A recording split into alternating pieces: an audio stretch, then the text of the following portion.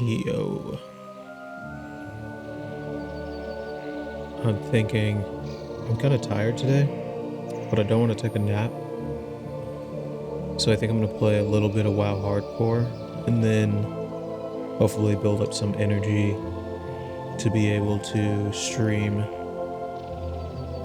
some commonplace related material.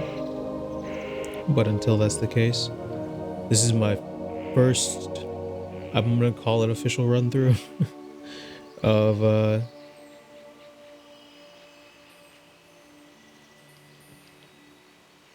classic hardcore.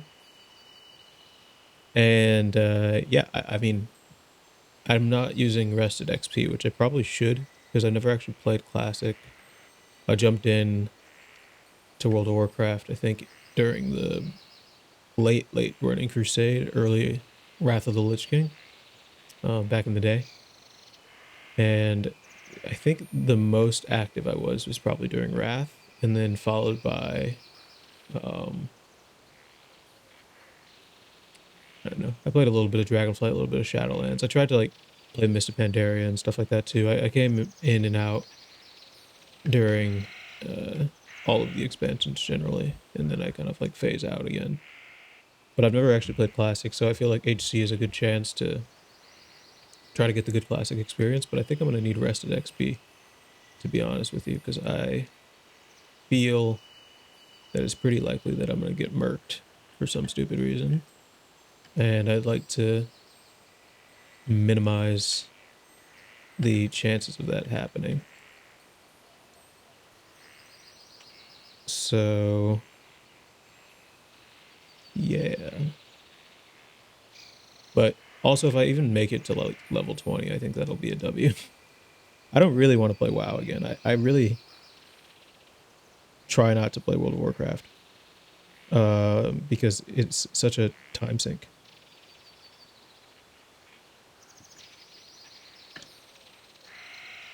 But it is fun.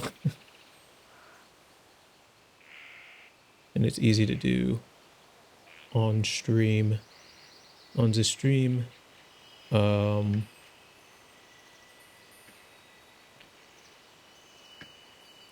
so now I just need to hopefully make it out of Shadow Glen in the next few hours. I don't know. I don't think I'm gonna play that long. I'll probably play this for like half an hour and then switch back to commonplace. I love these last words that pop up. They're really funny. It's always something like Keck W or like F or no, I would never die. And then they just immediately fall over dead. But I guess that's the game you play with Deathlog. Jesus.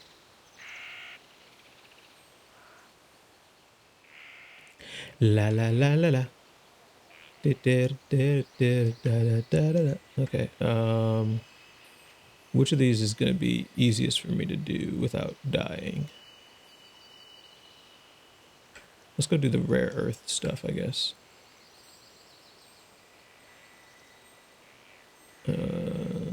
Level 5, level 8, level 7. Yeah, let's go do the level 5 thing. And then maybe move over to the Starbreeze Village. The other Starbreeze Village quests were actually really easy for me because I'm playing Rogue. And Rogue can go in stealth. So I was able to sneak past all of the mobs that would generally be pretty tricky if I had no choice but to fight all of them one by one.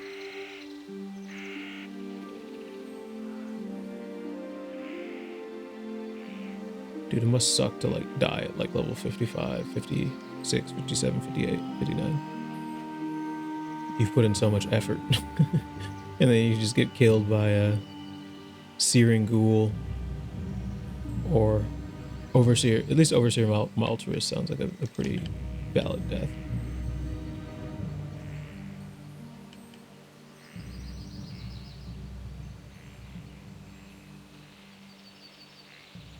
The thing about hardcore is that there's just so much randomness. There's definitely skill involved, but you know, overall, it feels like it's just you're up to the whims of the gods. Now just place this rare earth in my planter. I had an add-on that did quest text voiceover, only loadable on demand options. I guess I have to do sound effects for that, or dialogue. I don't know. Hopefully this won't be too How long. may I help?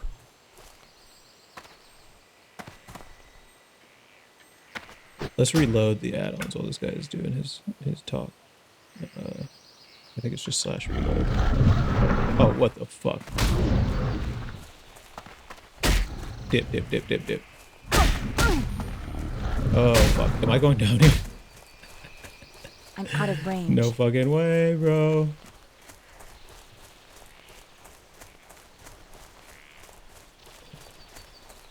No, I got this. It's fine.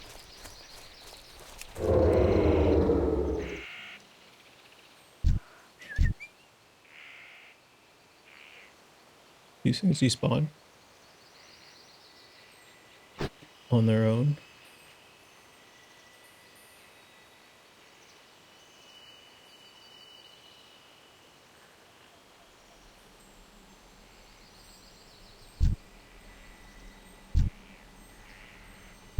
Hey, they're not looking like they're despawning.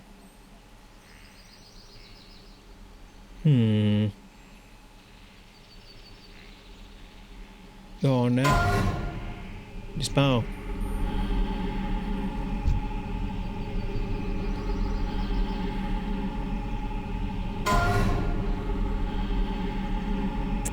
This is unfortunate because I needed to talk to him to accept the quest. But there's 3 boglings, which I could take for sure. I could definitely take these guys. 3 level 5. Actually, I don't know how much health they have. And if I do fuck it up, there's like 2 more guys here. And I could jump in the water, but then you swim super slow and you still die. I don't like this. I was kind of hoping that somebody else would come along and kill me. It's too far away. But that's not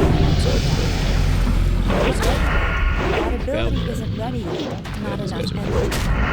Have enough energy. Not enough energy. These guys are nothing. And I got 3 boggling roots. Can I assist you? The timberlings of Teldrassil are elementals of nature. In some ways, they reflect the natural order of plants and animals on our great tree. So it is disturbing to see how angry the timberlings have become. I believe it has something to do with the soil. I've been working on different methods of nurturing and would like to try them on timberling seeds. Please, can you gather seeds from timberlings around Lake Willamette and bring them to me? Small timberlings are sprouting around the waters of Lake Willamette. I'm afraid these sprouts are beyond help. We should try to clear them from the land before they grow large enough to cause trouble. When you're wandering the lake, if you see any timberling sprouts, please take them. Help keep our land clean.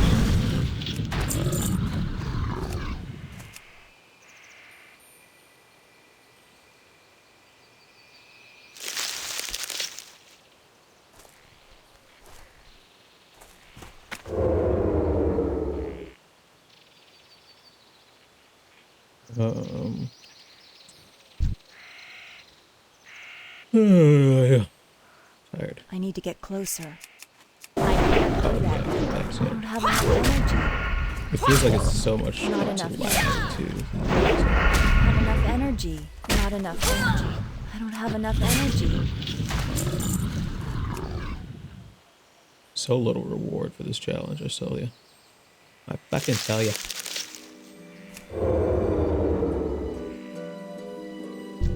It's too far away. My ability isn't ready. Not ready. These thorns are Not putting in enough work. energy. I don't have enough I wish I had energy. a dude for less time, just the entire Not leveling enough energy. experience.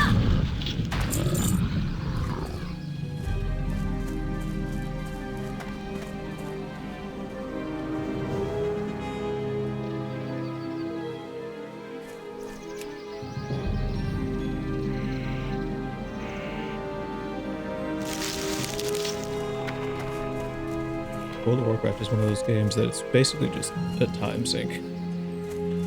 In the purest sense. You just give more time to the maw and you progress.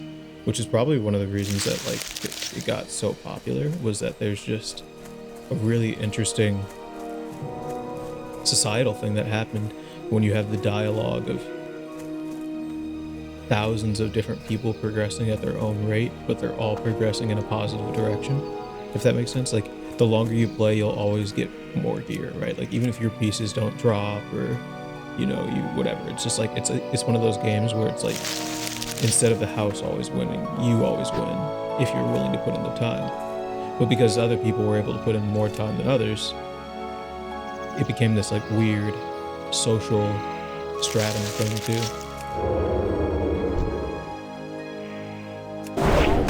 Where people who became the quote-unquote giga chads of this game, and you know, obviously this isn't a new take, this is a pretty cold take, like you can see this in fucking South Park.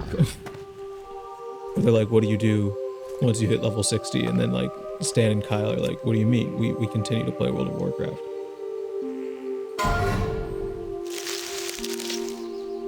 It's just always the next goal with this game. And because you're always like positively progressing in kind of a linear fashion too. I wouldn't go so far as to say that this game is like an exponential growth, but the growth is always apparent. You always get to see your XP bar going up. I need to get closer. And I think, or your gear score going up, or like your DPS or whatever, your arena score. Actually, your arena score is probably the only one that can go up or down depending on your skill level. Not enough energy.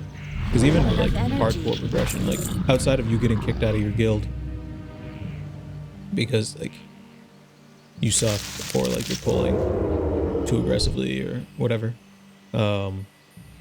you know, you're gonna kill the boss eventually.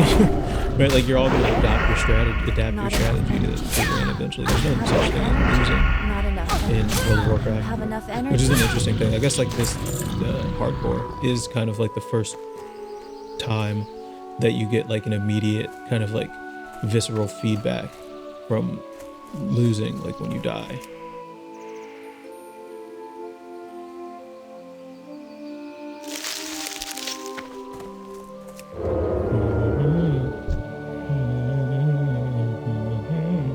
It's too far away. I gotta grab them up. That ability isn't ready.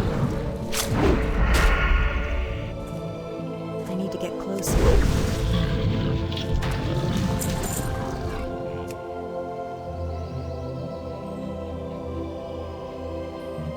Which means instantly, or interestingly, that there's a,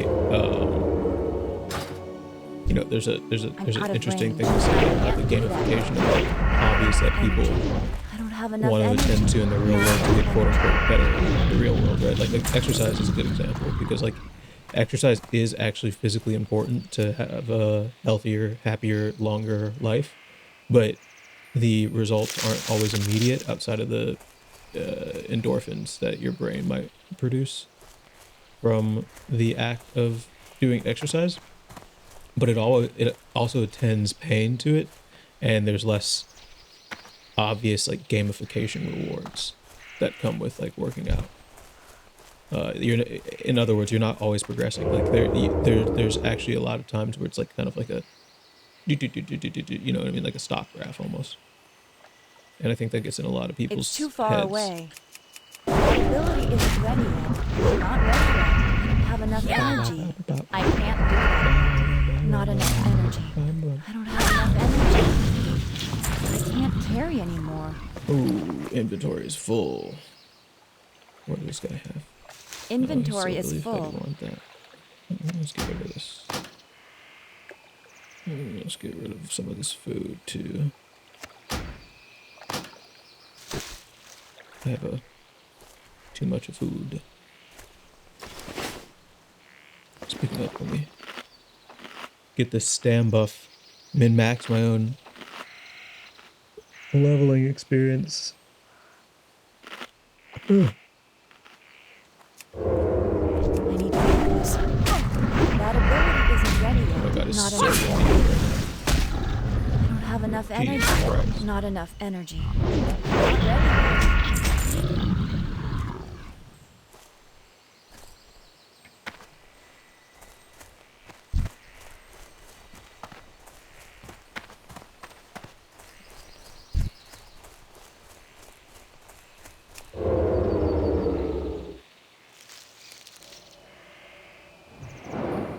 Does it make sense for a human to come to Shadow Glen? I feel like it doesn't. Is it? Don't they have like the better leveling area? Maybe he just wants a Night Saber. So he's trying to get that Darnassus rep up.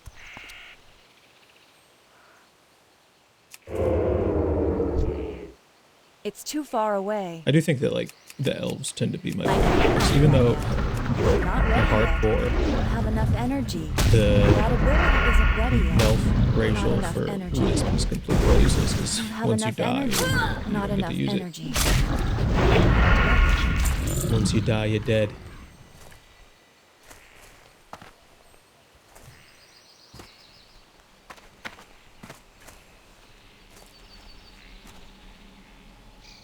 Okay, one more seed. And then we're cooking.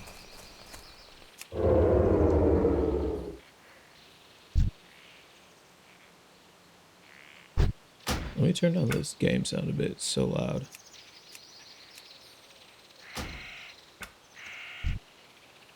I need to get closer. Not ready yet. I can't do that yet. I don't have enough energy. Not enough energy. I don't have enough energy. Not enough energy. I don't have enough energy. Not enough energy. I don't have enough energy. Not enough energy. That's a lot of dudes.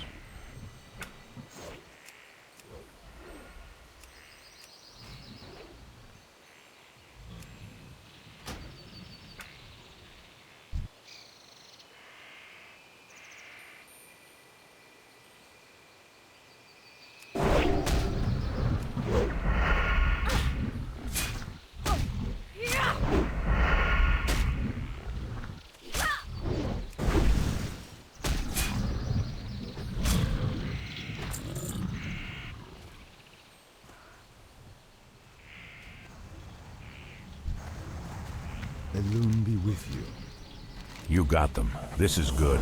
I will plant these seeds in special soil I have prepared. I believe the seeds will sprout into timberlings who are much more docile. Perhaps later you can see the results. Adventurer, can you take one of the seeds you brought me to my friend Relian Greenspire? He is a druid in Darnassus, and when last we spoke, he revealed his interest in my work with the timberlings. He had some ideas himself, and he will appreciate a specimen seed to work with. Thank you, adventurer. You have been a great help to me. I hope that someday you will see the fruit of my labors. You will usually find Relian walking the pathways of the Cenarian Enclave in Darnassus. That's a lot. I'm afraid they're spreading at a dangerous rate. I hope I can solve the riddle of what is tainting them. Thank you for your help, adventurer. The land is a cleaner place from your efforts.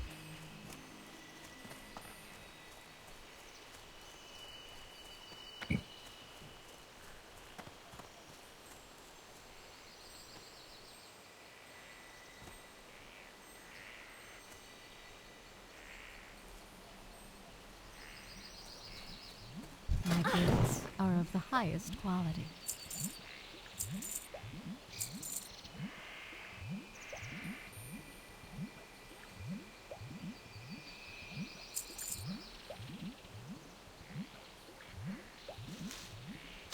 Farewell.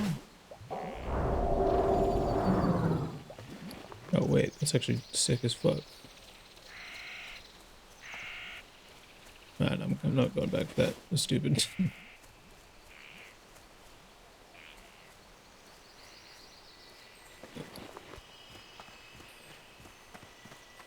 I think I'm gonna need potions, so I kind of want to be an alchemist, but I feel like everybody's an alchemist, so it kind of defeats the What purpose. brings you here? Feel free to browse.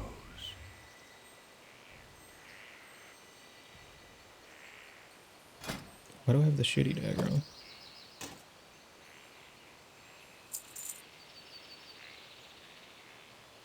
Good luck, friend. How may I help? I don't want to pickpocket, bro. Wait.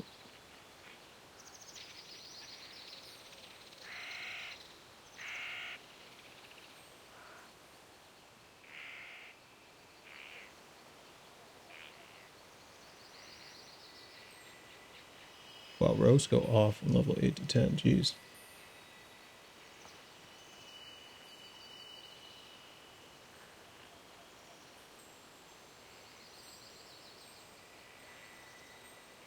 Del Nadris.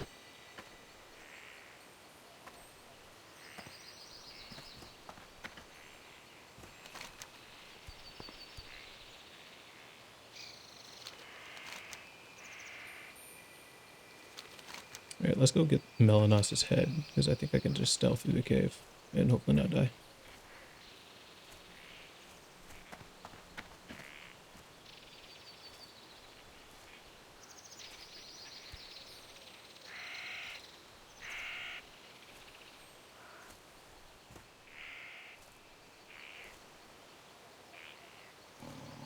Shit.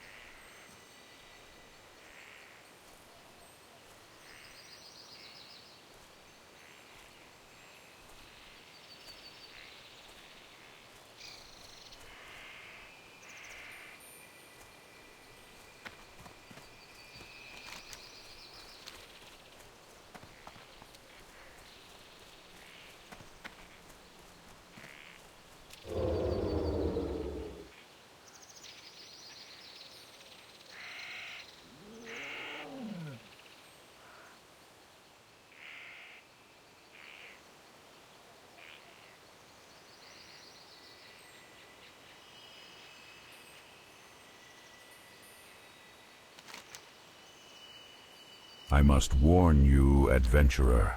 This matter must stay between us. The satyr are enough of an embarrassment to us already, and this one is much too close to home. He is called Lord Melanus. He resides in the nearby cave of Fell Rock, where he has gathered a large group of Grell warriors. His heart is black as night, and he plots something most foul. You must find him within his nearby cave just to the north of here, and bring me his head.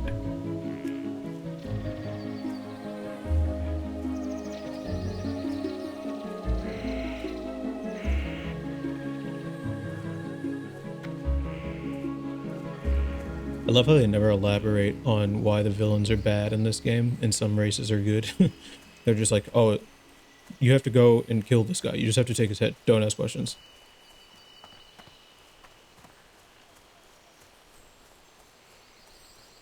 Is this the cave? Looks like a cave to me. Hopefully it's right, and hopefully I don't die.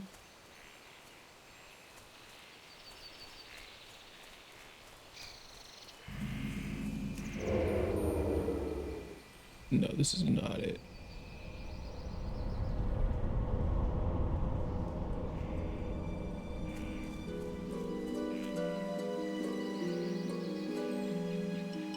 Teldrassil is kind of spooky to level at because you don't know if you're just going to fall off the tree and die.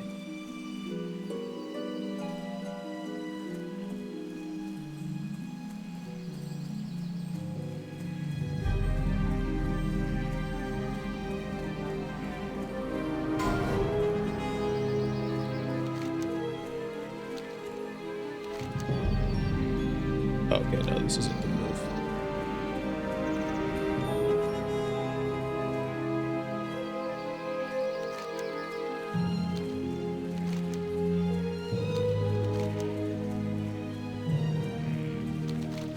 It was right there.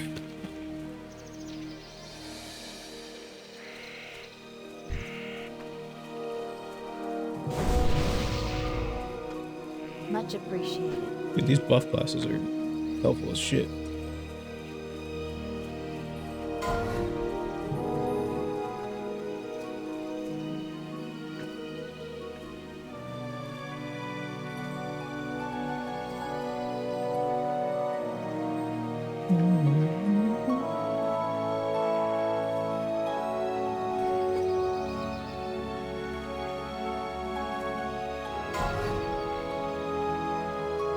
Oh, 57.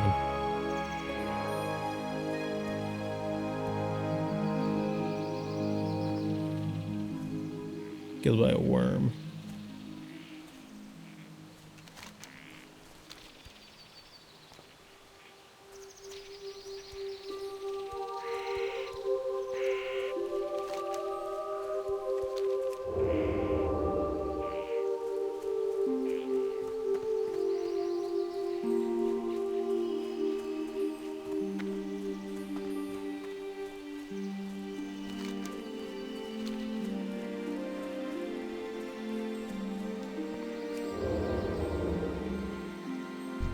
It's 11 warriors about to go off on this level 6.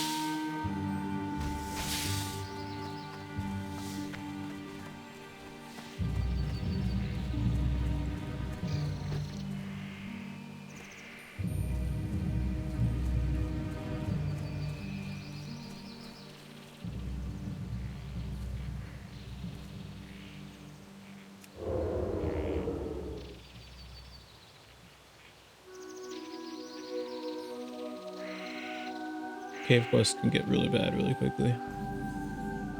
But as a rogue, I should be fine.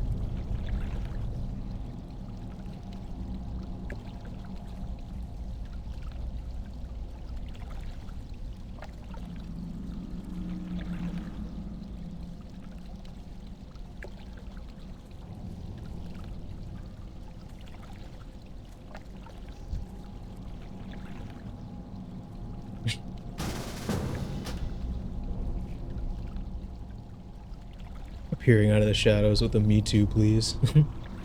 Rogue behavior.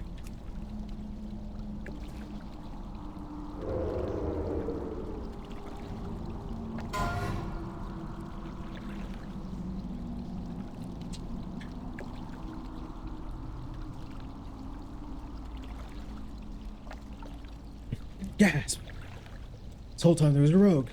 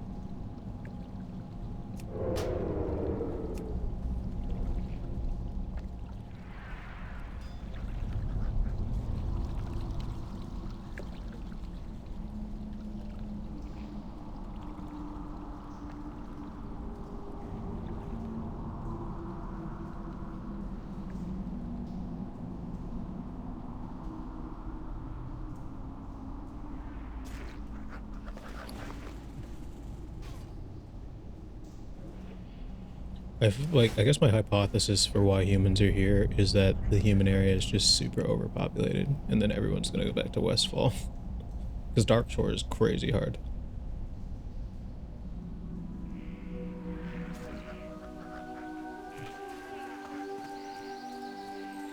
What's this one?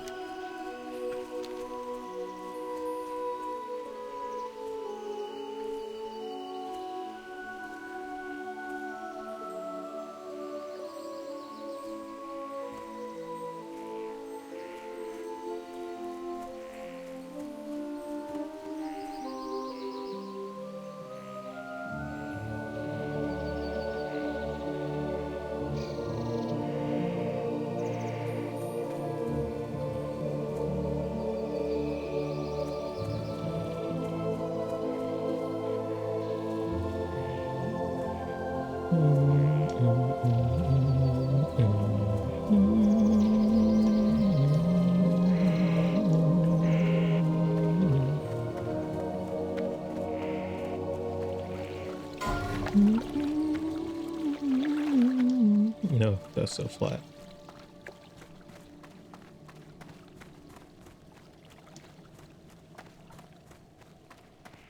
Bum, bum, bum, bum, bum, bum, bum, bum, bum. I have a tendency to be flat on my notes.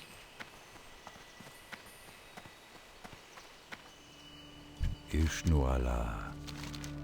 With Lord Melena's laid to rest, I can finally move on to other matters. Thank you, adventurer.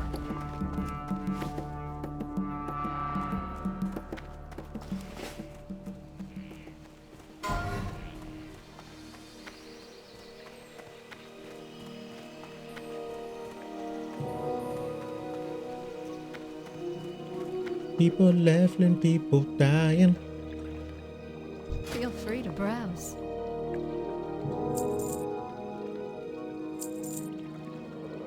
Something, hearts are crying. I'm listening.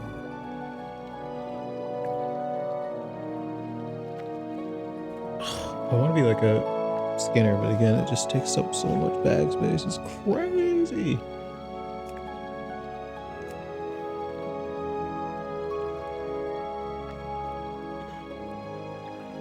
Hold on, I'm gonna Google what professions to have real quick. 1 second.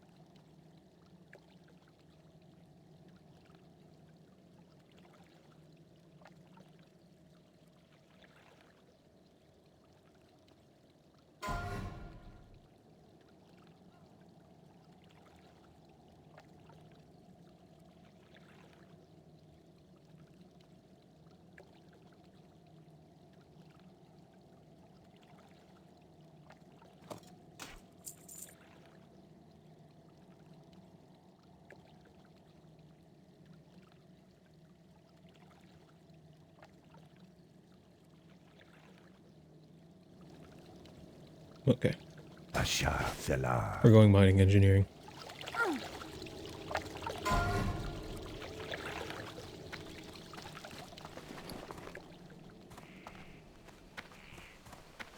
I don't think there's a mining trainer anywhere near here, though. Hello.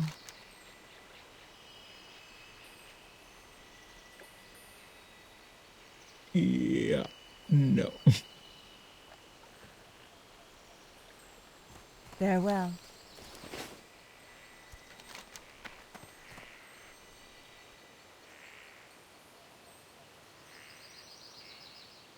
I guess I'll go slay some Gnarlpine Mystics. And then I'll probably switch after I finish that quest line.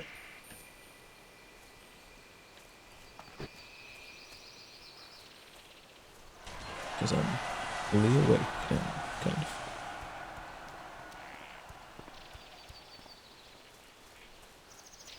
Look at all the people who died before one person got 60 while I was online. Congrats. Cackafor.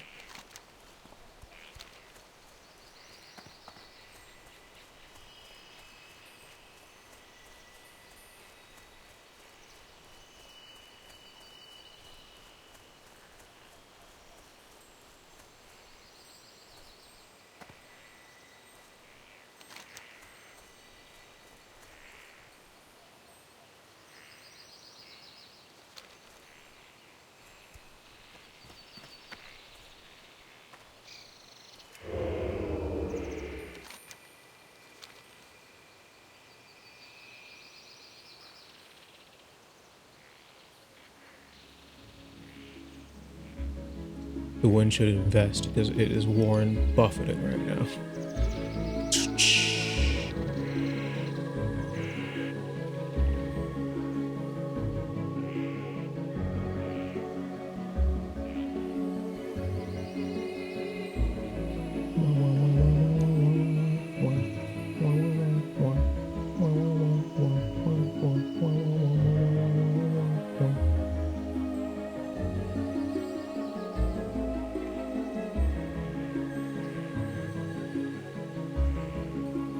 Oh, I might die here. I feel like I remember this area being very hard.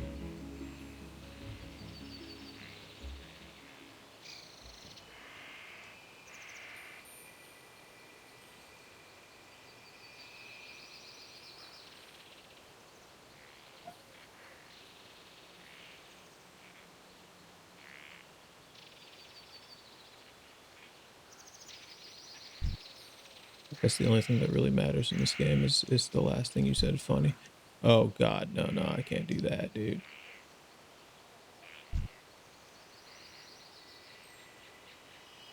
Oh no, I would definitely die.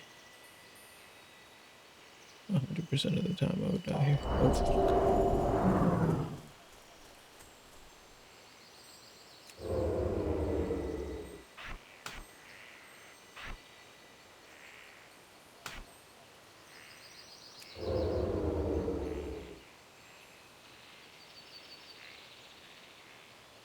People laughing, people crying.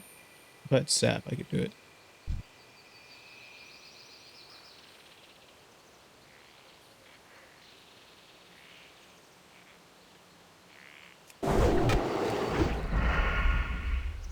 Do not run. Do not run. Do not run. Do not run. Do not run. Do not run.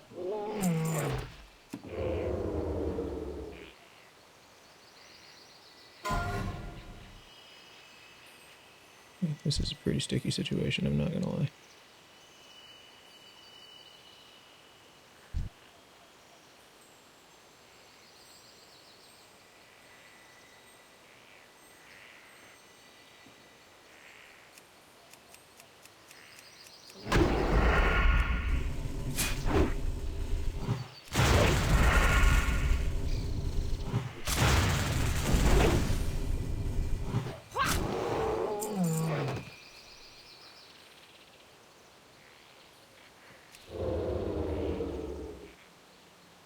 Even with gouge run, I just don't think I'll be able to make it out if I get caught too deep.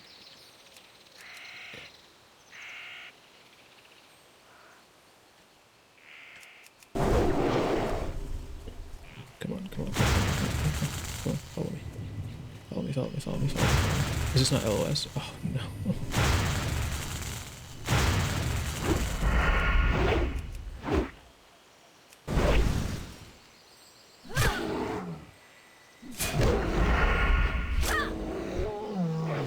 Oh my god, this is so fucking risky.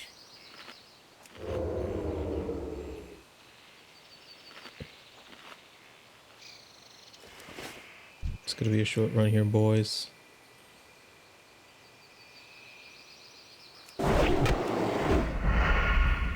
Unless I keep getting these back grips. Ooh.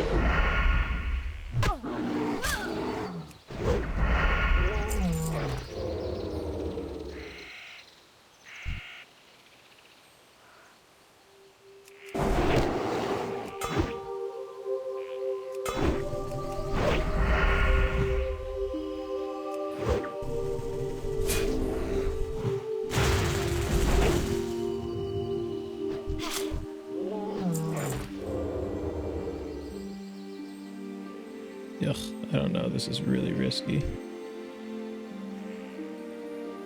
If I kill the Dream Eater... No, I don't have any potions, dude. I can't do that.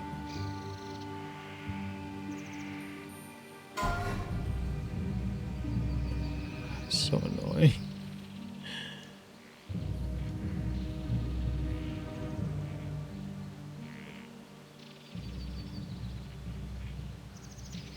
Maybe I can. No, I can't. I can't. I can definitely not. Dude, look at all these guys.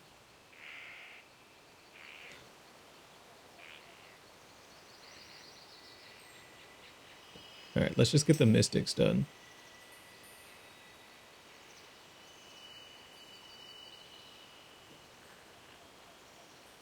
And then...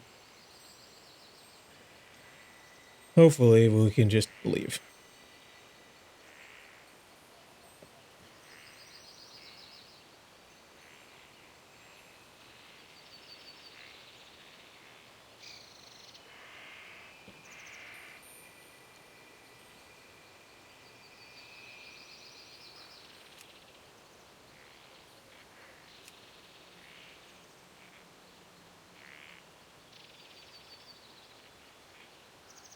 I can't take on these mystics because there's like a bajillion of them over here.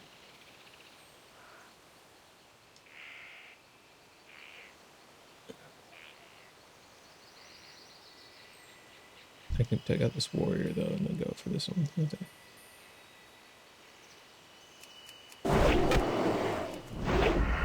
Oh fuck, you saw me.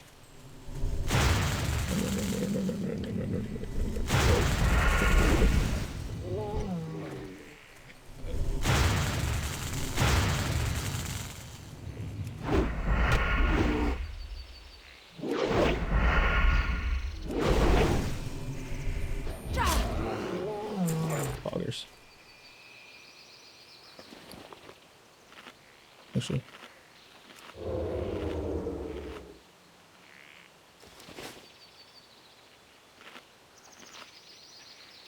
Alright, this is my last target.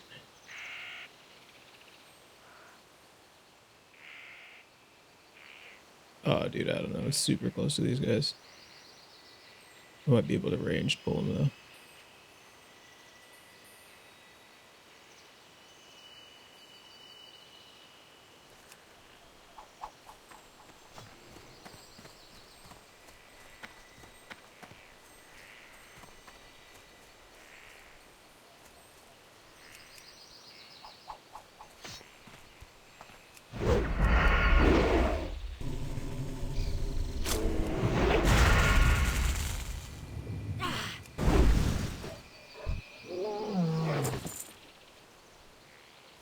We did it. Let's get the fuck out of here. Oh, I have to get the jewel?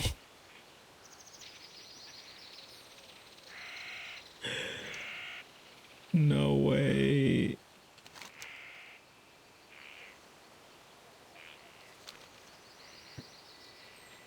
Let's go back to Dalinar. See if I can make a few potions and then try it with some first aid, I guess. I do have bandages.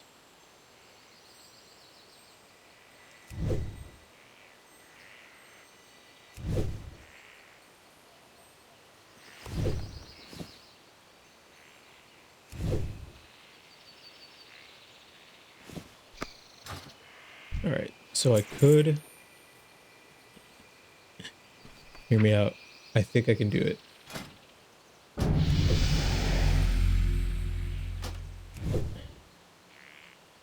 Oh, this is so risky. If I gouge him, take him out, and then run.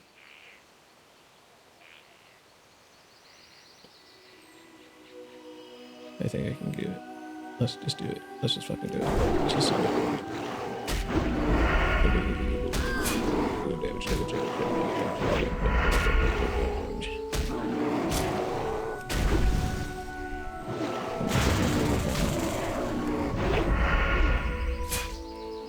Oh, I resisted and dodged. Huge. Grab it, grab it, grab the necklace, grab the necklace, grab the necklace. Gouge, gouge, gouge, gouge, gouge, gouge, gouge, gouge. Button.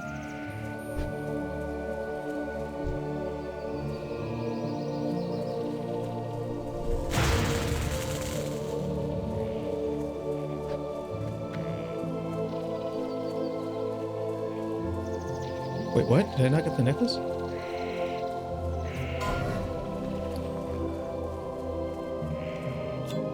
Oh, I did. Okay.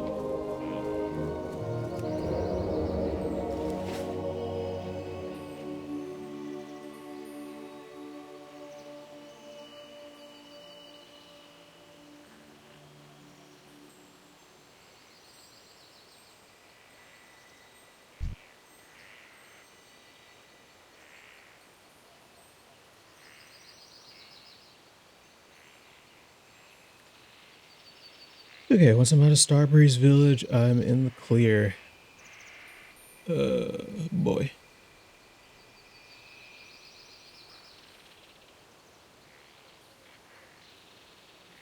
Okay, this guy's doing work clearing it out. I can just run out.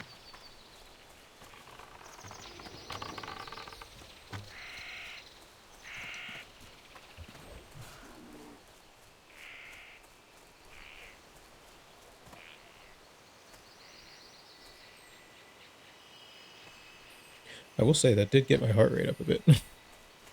Just the intensity, the stress.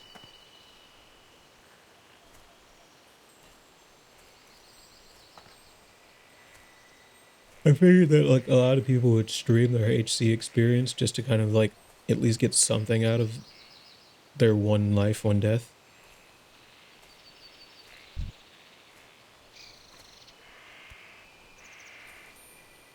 But I don't know, man.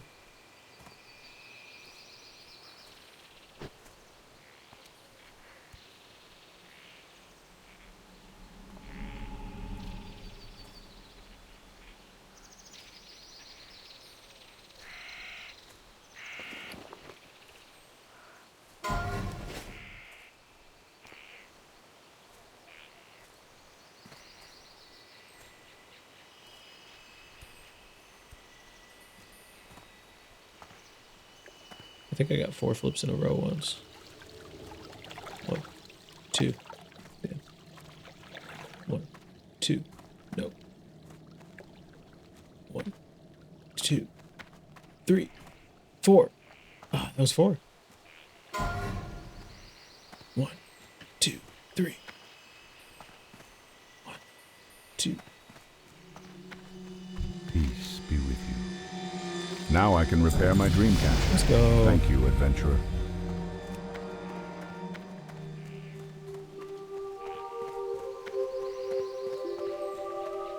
One. Oh, no, fucked up. 1, 2. 2, 3. 1, 2. Yeah. Ishno del Diab.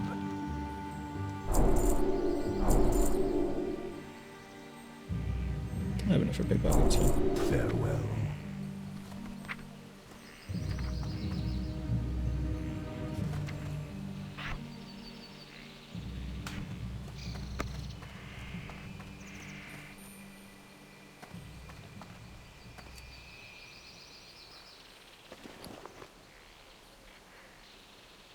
Okay. After this, I'm going to pause the stream for a second, switch to the wander mode, and then we're going to do that. Goddess, watch over you.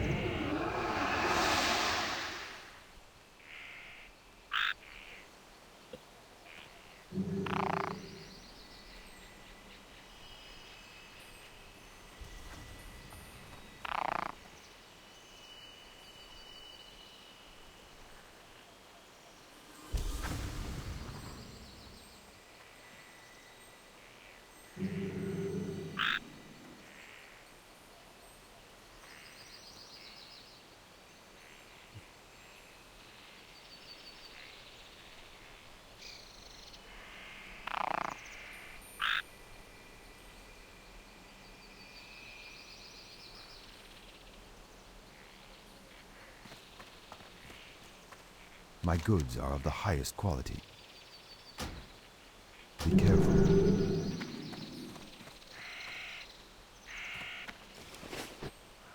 Okay. Yeah.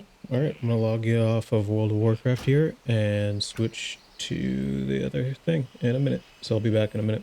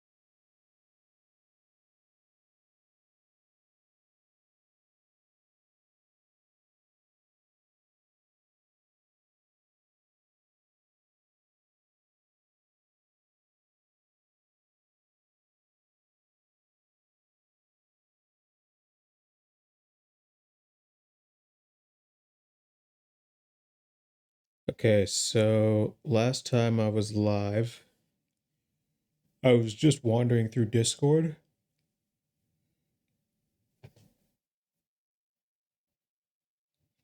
Oh wait, I need to change the stream info.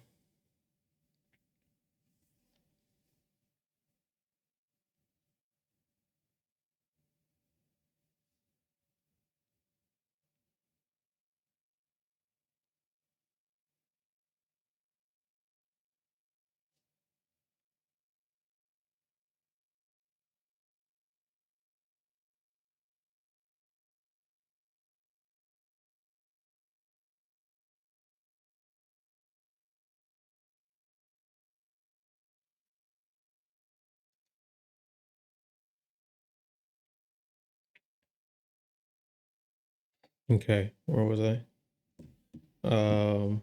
Yeah, so I was just wandering through this Discord here and kind of just like showing the different features of the Discord bot. But one thing that I've been like thinking is again like I'm on this like almost endless quest, it feels like, to get the most out of reading. Because I read a lot. I read 5 books a month. And in order to keep up that pace, you really need. Oh god, I'm tired from that WoW binge of 1 hour. Yeah, I've seen people like Payo stream for 10 hours straight, 14 hours straight. That's crazy. Um, yeah, so like, almost like some justification for the amount of reading.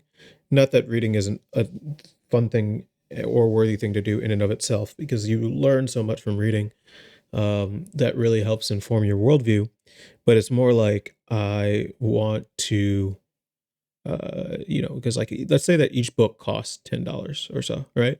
So you spend $10 per book, um, plus the amount of time that it takes to read it, which could be anywhere from a few hours to tens of hours, right? Depending on your reading speed.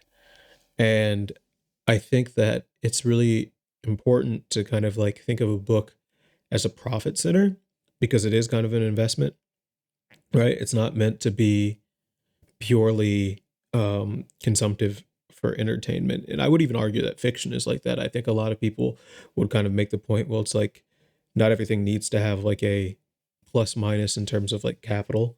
And I'm not exactly saying that, yeah, I don't think it is just purely capitalism, right? Like it's not like, oh, I want to make more money that I have from this book than what I spent on it, but it's actually more along the lines of how can I learn as much as possible from the book to increase the likelihood that I can get what I want and have the type of power that I want and the knowledge that I need for the particular situations that I need the knowledge. So having like a commonplace book like this is super helpful for that reason, right? It just like allows you to see all these old quotes that you've read, you know, and are highlighted some time ago, and kind of like puts them in a format that is like really easy to consume them, and kind of fun too, because there's all these buttons and stuff like that. But I keep wanting to push it further, right? I keep wanting to think like, okay, what's the next step? What's the next step? Like what's the outcome that I'm looking for here in terms of like sharing books, right? And you know, this stream is a part of that. I think for sure, you know, I'm setting up this stream in such a way that I want it to be a conversation about books if I ever get any viewers more than that single bot. But even if that doesn't happen, you know, I get to keep the VODs, which is just another facet of the reading process that I get to kind of like keep. So what you're seeing in front of you is that now I'm actually starting to get into thinking about doing video production, which, hold on, I can pull one up here, but I have to mute my screen for a second. So one moment, please.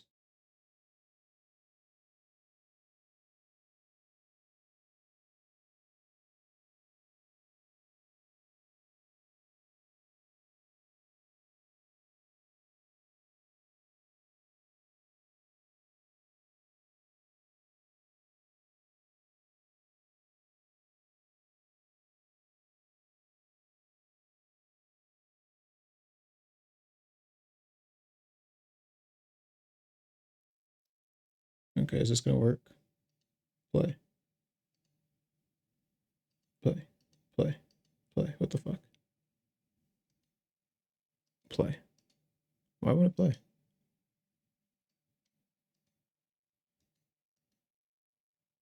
It like literally won't play. Is it because my audio output? Okay, whatever. I can just scroll through. So you can see that I'm trying to like I hate video production. I'm very bad at video production. So like, but I do think that I want to turn these quotes into like videos and stuff like that. So like I wanted to be able to create videos from these quotes. And this is kind of like this me learning how to do that.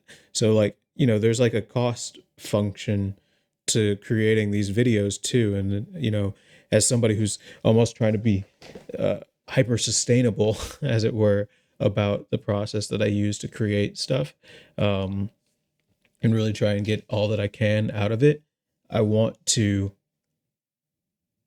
continue to push in that direction where everything kind of like feels like it leads to the next thing. So it's like I read a book, it uses artificial intelligence and embeddings to go into my database. I surface them with my Discord bot, and then I take those surface Discord bot quotes, and then I move them into Obsidian, and I turn it into a mind map script for a video, and then I publish that video to YouTube, which leads people to the Discord and the stream. So that's the plan anyway. And I think that like that's kind of like the direction that I've been pushing. And it feels pretty good overall.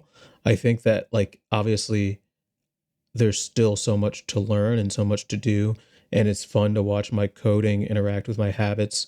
And there's like a lot of times where I'll be like bored of doing something, and I think that's another reason that like streaming is actually kind of valuable in this particular case, because it's nice to be able to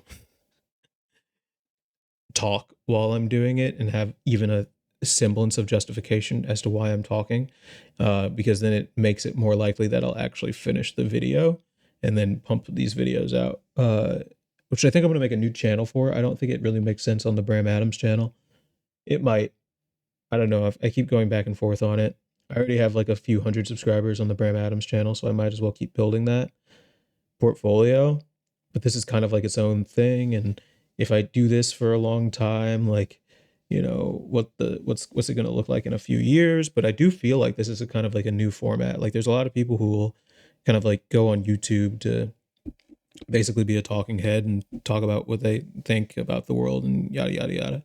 And I think that this is kind of like a format that will allow me to discuss a lot of topics, even though I don't think I have finality on any of these topics. I have read a lot of books about a lot of different things, and I'll be able to talk about at least what's in these books and my own thoughts on them. So that's kind of like how I'm trying to phrase it, is that these aren't like kind of like conclusive ideas, but they are my thoughts on a certain number of books, as we just saw with like art pieces attached to them with the video.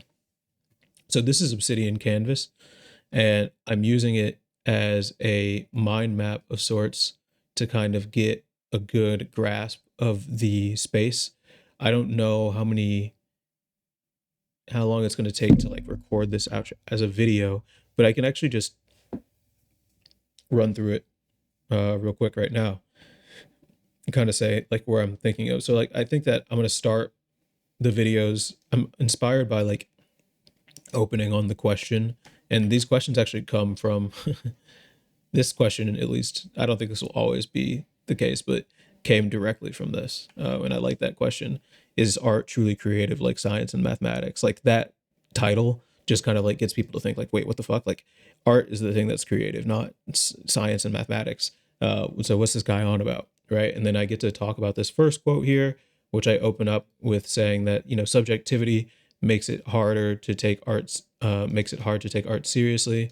And the idea, at least the plan right now, is to like show the quote on the screen, but maybe not read it directly, because I think that that'll be kind of boring. But I think that this is kind of going to be more like a podcasty format anyway, where it's going to be,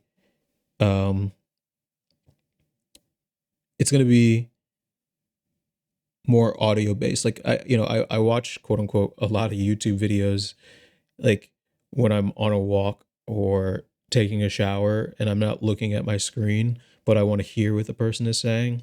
So I don't really care. Like the video has to be kind of visually appealing, but it can't like, I don't know, it can't just be about the footage, because I'm not really trying to capture an audio video visual experience. I'm trying to talk about an idea.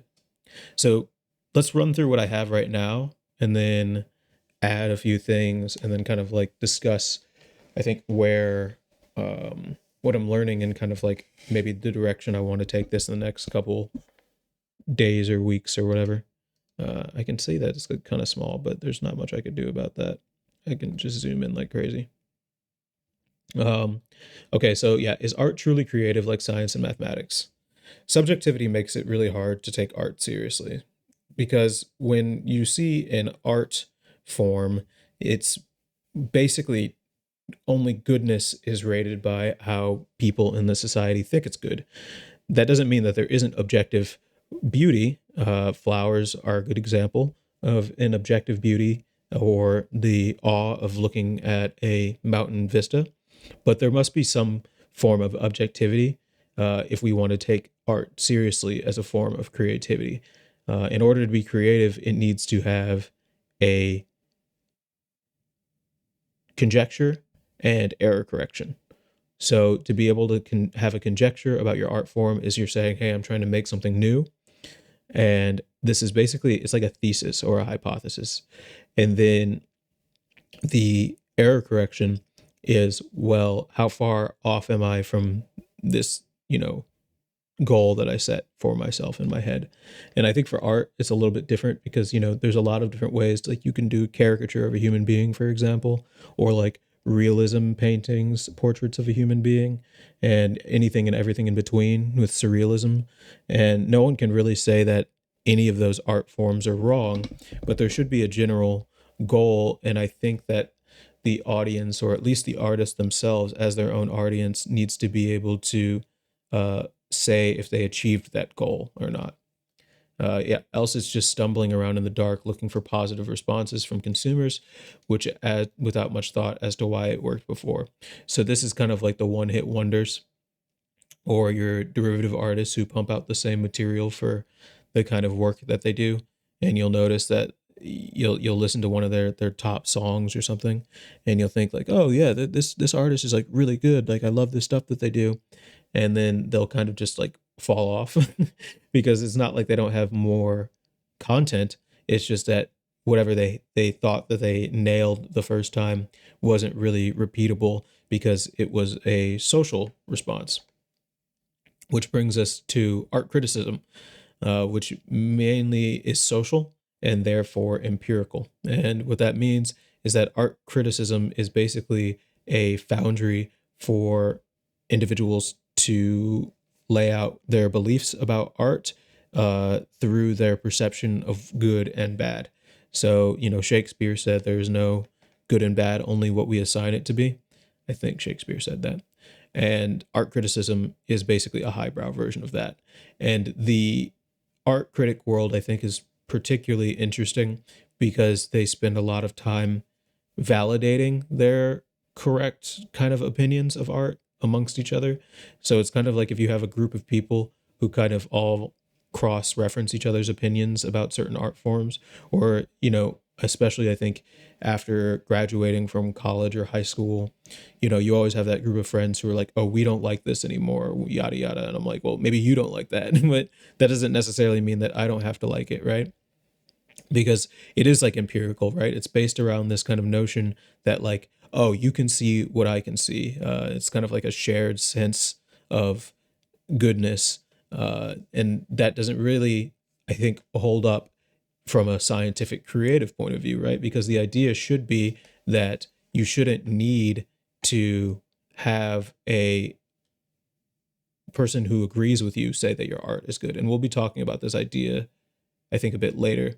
But basically, understanding a good example of something that's going to be more objectively beautiful or creative would be an algorithm, right? Because an algorithm doesn't need an external functor to basically prove its value or retain its titling in comparison to other pieces of art. Some algorithms are shoddily written and some are better written, but being able to distinguish between the two is less about, I think, the notion of how good an algorithm is versus how accurate it is against the reality.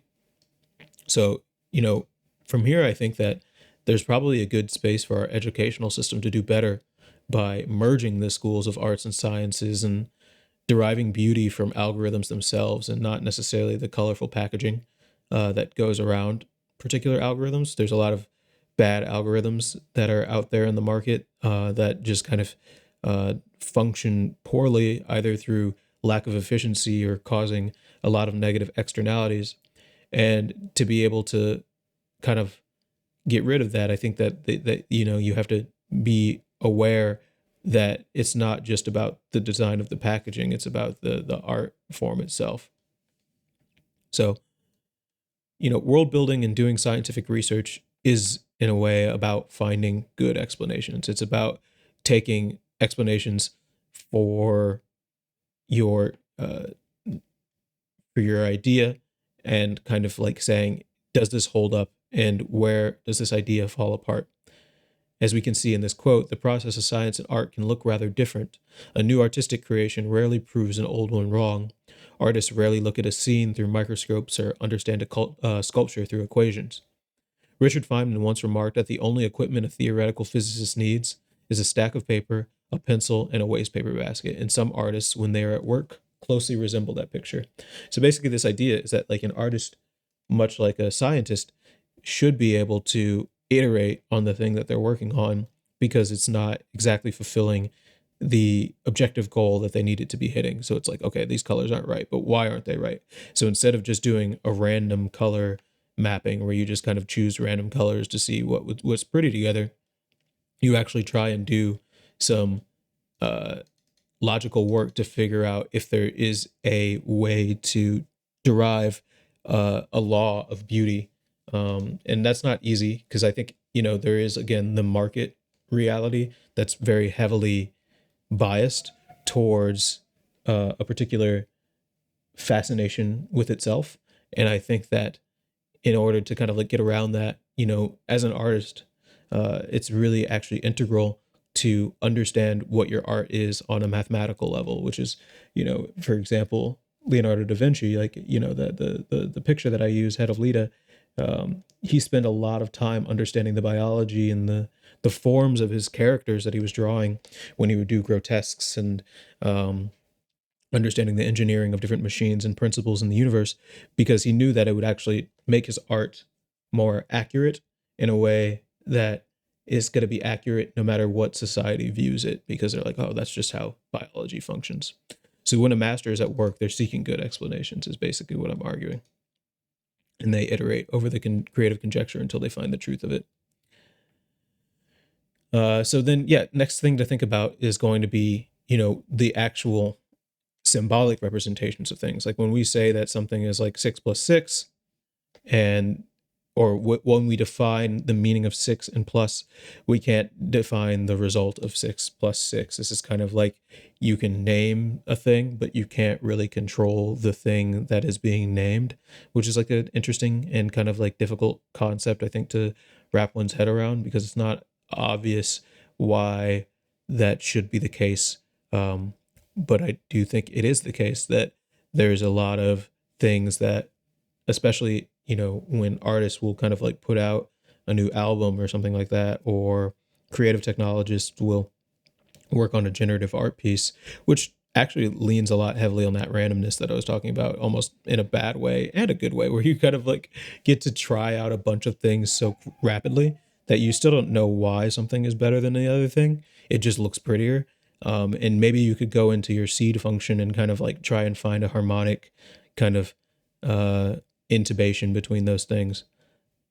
But basically, these logic things leave us no choice, which basically means that math, again, is truly creative in the real kind of definition of creativity, of taking raw material and converting it into something new that is of objective kind of value. And again, I don't mean value as in like, oh, I like the Mona Lisa, or I like David Bowie, or I don't like, country music. It's more like, why are these things beautiful? Like, why do people consume them? What is it that actually makes country music different than rap music? Is it the rhythm? Is it the amount of words per song? Is it the references that they have? And if you can't like scientifically derive what makes something good or not, you're kind of like moving away from your idea.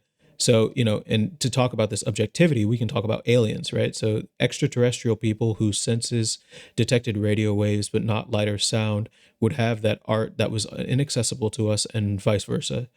Or second, deaf composers on Earth who have composed and appreciated great music.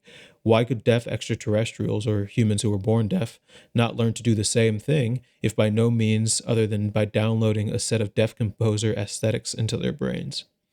What is the difference between using radio telescopes to understand the physics of quasar and using prosthetic senses wired into the brain to create new qualia to appreciate extraterrestrial art? And I think that this idea is kind of, again, this notion that art basically can exist outside of humans if our definition of art is something that represents a objective type of beauty, as opposed to this art only makes sense to the people who made it. And I think that there are gradients of that. I think cultural art is a good example, where people will kind of like look at art from different cultures and they'll just kind of presume that the art from this culture made sense to them, but doesn't necessarily make sense to us. And it's like an artifact that'll be kept in the Louvre or something. But the notion of, again, of like an objective beautiful thing, like for example looking up at the Milky Way at night and you're being kind of like awestruck by how large and kind of beautiful it is in its almost pseudo randomness. Our kind of goal as universal explainers is to be able to understand why something is beautiful and to be able to replicate it. And this is, art only exists in the real world because we can imagine new things, which is again ironic because art is mostly imagined. Like, people can't actually fly, but we were able to kind of like physically derive mostly what would happen if humans could fly, and we came up with like the Marvel universe and Superman and all these characters, right? So to consume art, it has to follow the very real laws of the human empirical senses, which is sight, taste, hearing, etc. But not necessarily either. That doesn't mean that that's the entirety of what art is, right? And I think that that's why math in and of itself is also so creative, is because it has concepts like infinity and it has concepts like absolute zero, these things that are the case no matter kind of like what you look at it. The speed of light is another good example, and not really dependent on people uh, thinking that something is beautiful. So I think, to sum up, value is important to decide when it comes to kind of like art creation, and if art is actually a creative outcome or not. We have to determine who it's valuable to. Valuable to whom. There's a lot of art that's not appreciated in any given artist's lifetime, and then this leads a lot of people to thinking like, oh, well, because people don't like me, I must actually be good. But I don't really think that that's a signal. I think testing against reality is important, and the market is one facet of this reality. But another is how the art makes you feel. And if you can find a better substitute of what you do, how much utility does your unique creations bring, and how much does it resonate with reality? And I think that utility is kind of, again, this kind of notion of how good is your algorithm in terms of actually being creative at solving the goal that you set it out to do. Is it creating the art that you want to see? Is it creating the results that you were looking for? And I think that, one of the interesting things about being an explainer is sometimes you're just looking to explain why something is and not necessarily change it. Like, how fast does the earth move, but not necessarily do anything to change that, with rockets or weighing down the earth or doing something to change that, because you might actually be dependent on Earth's orbit around the sun. And as a matter of fact, I think we all are. But to be able to know that means that it gives you leverage to make better decisions in the future when you are making something that needs that information, like how planes, the time it takes to get from New York to LA for that matter. So, I think that there's two types of like creativity. There's like the creativity that we were just describing, which is kind of objective and unilateral. And then there's the social experience of creativity. There's many Taylor Swifties, which is a Taylor Swift fan, who are only Swifties because there's other people like them who are Swifties. And I think there are a million talented musicians who languish without their audience or have a niche audience, so they presume that their work is worth less, not worthless, which is an important distinction, due to the unit economics of not being able to scale up. And I think that, again, that's so interesting because I think there's a lot of artists that people will consume and they assume that this is like the end all be all of any, J. Cole is the greatest rapper of all time, or like LeBron is the best at playing basketball. And that'll be a video for another time talking about titling. But there is a kind of tradition of subjectivity and art propaganda, basically, from different governments of different eras, from churches and religions, all the way back to shamans, when humans were around the bonfire, that made us associate kind of like somebody who can speak with the quote unquote spirits, the quality of the dead, have this kind of skill that other people can't have. Meanwhile, scientists and engineers literally do speak with the quality of the universe, right? Like, to be able to make a chemical mixture means that you must understand deeply the types of chemicals and molecules that you're working with, and to be able to contain them, right? To be able to make an atom bomb, even though it's extremely destructive and terrible to the human race in terms of negative externalities because of game theory, is an extremely amazing scientific achievement. We were able to create fusion. There's no other creature that has been able to do that. And I think for me, this particular talk is close to my heart, because I like to be associated with the label of a creative technologist. I don't really want to just be an artist, but I also don't want to just be a software engineer. And I think that the overlap between the two is there, and I think it's actually quite vast if you're willing to kind of have code be somewhere between functional and expression, because a lot of art is just expression. Like, are any of these pieces uniquely good or different than one another? I'm sure that most people would agree or disagree. It's really just a matter of opinion. And I think that because it's a matter of an opinion, uh, there are things that you can highlight here that would be a little bit more objective than something else, but that doesn't mean that that's going to be the totality of correctness. And I think that that's a really important kind of measure to weigh against when you're thinking about creativity. So that's the talk. Is art truly creative, like science and mathematics? And again, I think to sum up overall the whole piece here is that creativity has a lot of different definitions, uh, especially in this kind of like AI era that we're at right now, where a lot of people are trying to figure out, can machines be creative? And I think in order to kind of like move the conversation forward, it's really important to take subjectivity out of it as much as possible, because creativity can represent itself in a lot of different fashions, but it doesn't necessarily have one, or rather, it does have one root source. And I think that to be able to access that root source, is to be able to kind of like understand creativity. Oh, I think I just got a follower. Thank you, whoever followed that. My stream isn't telling me who just followed, but thank you, I appreciate it. So anyway, this is kind of my first time attempting to kind of like do this kind of format. I think that, you know, as I kind of like get a little bit deeper into the video format too, I'm trying to think about ways to make this a little bit more entertaining, a little bit more engaging. Oh, it's Jojo. Yo, Jojo, what's up, dude?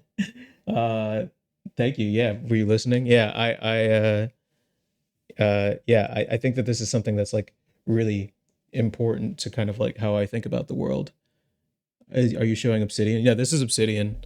This is Obsidian's canvas mode actually. So it's like you can add different like cards, and you can do like web things and stuff like that. It's actually pretty cool. It's like really fast. The way that they load it, I don't know if the text is like super visible, but it's like it's fun to be able to kind of like mind map in real time. And you can also link notes and stuff like that too. So if I drag to add card, and then I can like link a note, so it's like I can be like, you know, any of my notes that are actually in here, I can like have in the thing too, which is like a really cool feature.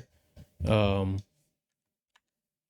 it's pretty awesome, especially because it like runs locally. I think that they could do a better job. Like, you know, I keep trying to push people on Obsidian because it's such a powerful technology, and the API is really easy to use too. But I do think that sometimes the community shoots itself in the foot a little bit. It's kind of like a self-directed community, and they're really kind of like insular, and there's like a kind of like a Obsidian way of doing things. And I think that this Obsidian way of doing things is long term a little bit toxic. Like they have a lot of really good core values of privacy first, and you know, plugin extensibility, right? Like you can see over here all the community plugins that you can get, and there's like hundreds of thousands of community plugins, and they're all like really good. Like the developers put in a lot of really good work, but the problem is that a lot of them, the developers like don't get any money or any like value back for what they do too, necessarily, other than just like a lot of downloads. So it's like, even though this plugin, I actually know a few of these authors, and like they'll, you know, plug in, they'll make these plugins, and they'll get a bunch of like issues, and people will be like, hey, can you update this, can you update this, can you update this, and have over 700,000 downloads but make $0. I tried Obsidian for a bit, but I'm used to OneNote, so I keep opening it by habit.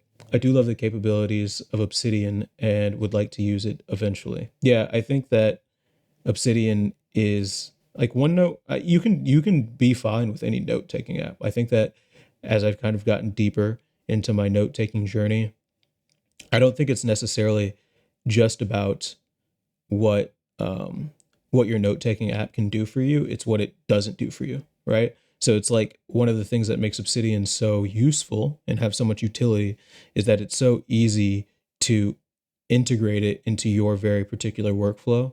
versus like if you use OneNote, like again, like here I am using it to kind of like pseudo record a video for a stream, right? Where I'm basically kind of like hashing out these ideas before I like kind of like do the final quote unquote take for the video that I'm going to release, right? About this topic.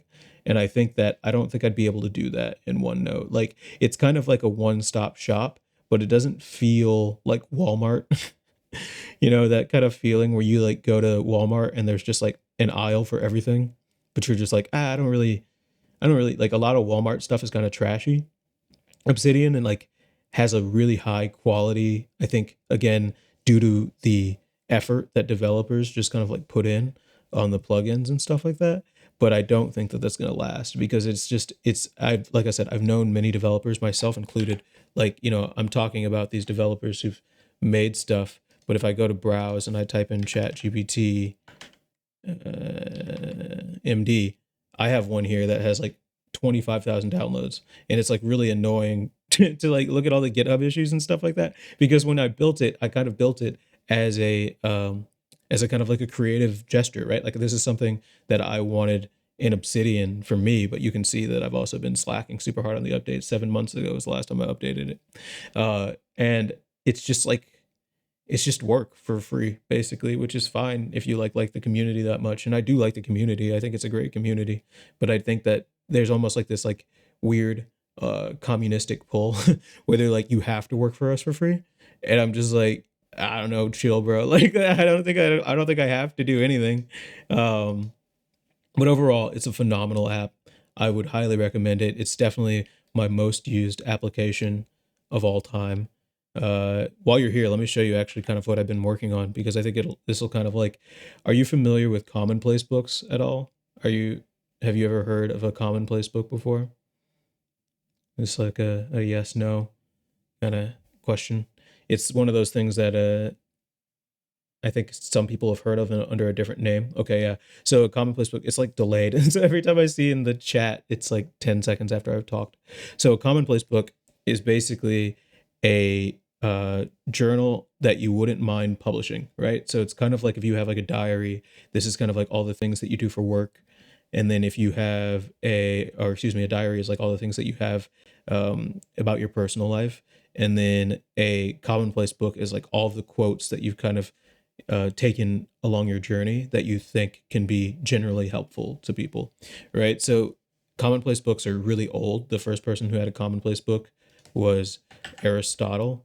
Let's see here, commonplace book. Yeah, so these commonplace books have been around for centuries. Oh, I did this in high school. We had a journal on Google Notes, which we shared with each other. It was really sweet and personal stuff. Yeah. So, I mean, like the, you're right that there's obviously layers to it, right? Because it's like, there's somewhere in between Da Vinci's kind of like codexes that people read for hundreds of years to kind of like see how the man Da Vinci thought. And it's like pretty impossible, I think, to completely extract yourself from time. And if anything, you kind of want to lean into time being a variable, because then basically you can say like, hey, like, you know, while me and you are alive, for example, League of Legends is like important. But like, let's be honest, is League of Legends going to be important 500 years from now? Like, probably not, right? So like being able to like distinguish the things that were like important in your era, I think are kind of why people like to read these kind of commonplace books.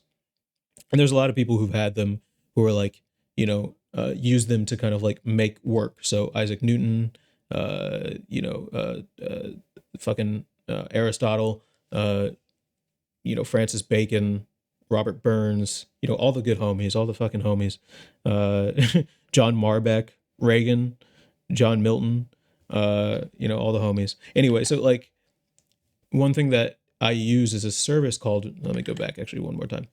This service called Readwise.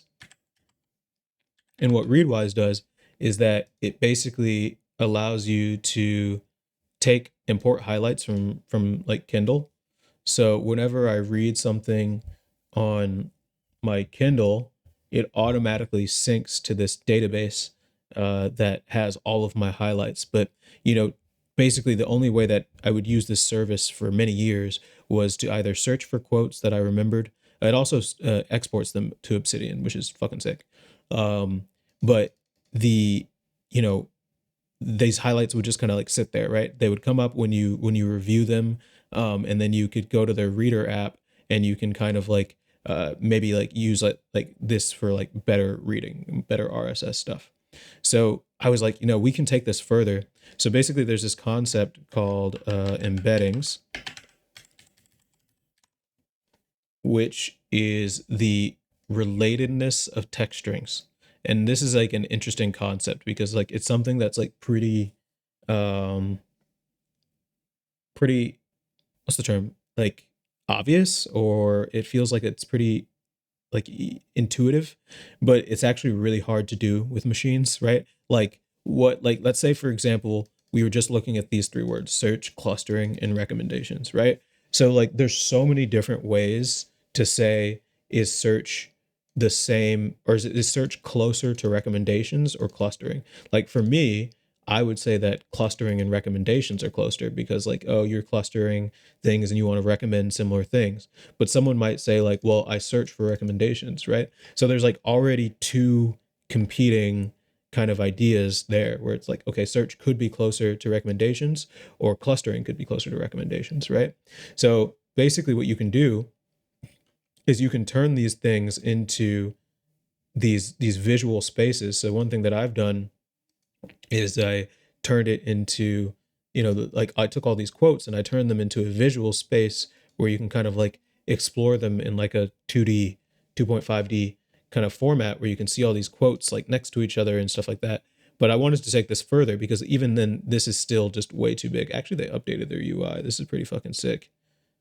Their UI was not like this a few months ago. Wow. Good for them. So I put it in a Discord bot, and my reasoning for this kind of like goes back and forth, because I think that like I wanted to represent the fact that it's like an implicit search. Like you're still not looking for anything. So like basically the way that it works is that like I really tried to recreate the notion, or excuse me, the experience of like wandering into somebody's personal library who's read a lot and kind of like wants to recommend you like a book or something like that. So what you'll do is you'll type /wander, and then it pulls up this three options, which are going to be completely distinct from one another. So who is responsible for producing the intended information from the stored information elements? How has the concept of programming evolved since the invention of writing? And what is pathetic to watch, right? So these are kind of like all different ideas.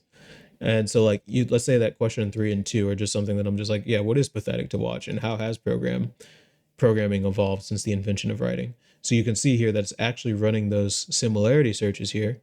And then we can see question, what is pathetic to watch? It is pathetic to watch the endless efforts equipped with micropistry and chemistry to mathematics and electronics to produce a single violin that the half-literate Stradivari turned out as a matter of routine more than 200 years ago. So I read this book probably about 2 years ago. And just to like have these like kind of books come back in a way, like there's 3 separate books here. Here's Meditations from Marcus Aurelius, The Stoic Challenge from whoever wrote this, and The World Beyond Your Head. And what's even cooler is that I realized that you can use these quotes to search within the same space, and you can transform them. So let's say, for example, that we want to delve here, and it'll find similar quotes that fit this one quote that we just highlighted. What is it? Oh, that's really cool. What is the app that tracks quotes from your Kindle called Readwise? READ. I'll type it. Readwise. And then then these quotes are similar, right? And you kind of like start to build up this like very localized knowledge of like a representation of something, but you can even take it further, right? So I have these buttons here: draw, quiz, pseudocode, and share. So let's press all of those. So if I press these buttons, these all go back to ChatGPT and they transform the quote into something else. So now we have different representations of the same thing. We have a potassium version of the melding of ancient craftsmanship and modern science, which turns it into just an image, which is like pretty cool. We have the quote itself shared with another image, which is also pretty cool. I really like this feature a lot. I use this all the time to share on like TikTok. Uh, we even get to see the the model come up with like code for what it thinks it would like look like. So it's like Strata VR is a AR app that envisions the intricate process of making a violin, a master's violin, employing 3D models and the craft of the practice over 200 years ago. This will not help only violin enthusiasts understand the art better, but it actually like writes out some code for you to get started with, which I find as a software engineer is super important. And it also, I think, just really represents how easy it is to kind of like translate space between these ideas. So I've been coming on stream and I've kind of been just like, showing this. Oh, also, I forgot I have this speak button here, which I'll show in a second too, which uses a sick little AI voice. Let's run this hit. Such instruments are rare and fragile configurations of matter. Press one wrong button on the telescope's control panel, or code one wrong instruction into its computer, and the whole immensely complex artifact may well revert to revealing nothing other than itself. The same would be true if, instead of making that scientific instrument, you were to assemble those raw materials into almost any other configuration. Stare at them, and you would see nothing other than them. From the beginning of infinity. Explanations that transform the world.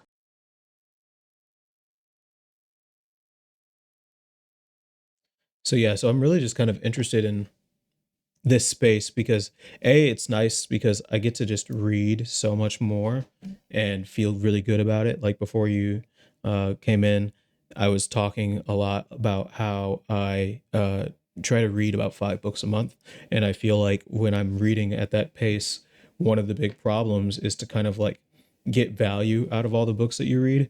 And I think to get value, it's less about like it's partially the economic value that you get out of books. I don't even think that for fiction books, like the idea shouldn't be that you're like, oh, well, I spent $15 on this book, for example, right? So I want to get something out of it. But I think it's like even more like, how can I remember things from books that I read so long ago, and how can I like leverage them in conversation? And as you saw here, I'm trying to take it even a step further and use it to make content, right? Because I think that like when you think about like content creation, a lot of people will like make content and then with the like they have to like come up with ideas every week, or they're very reactive to what's going on in the world. Like, all your favorite podcasters right now are talking about what's going on in Israel and Palestine. But like if you have basically an infinite source of different creative ideas to jump around in, it becomes so easy to just kind of like come up with stuff to talk about, for lack of a better term. And it's really fun to just kind of like see where this thing takes you, because it always pulls up different quotes. And I think it's super fun to see how it like references multiple books at the same time.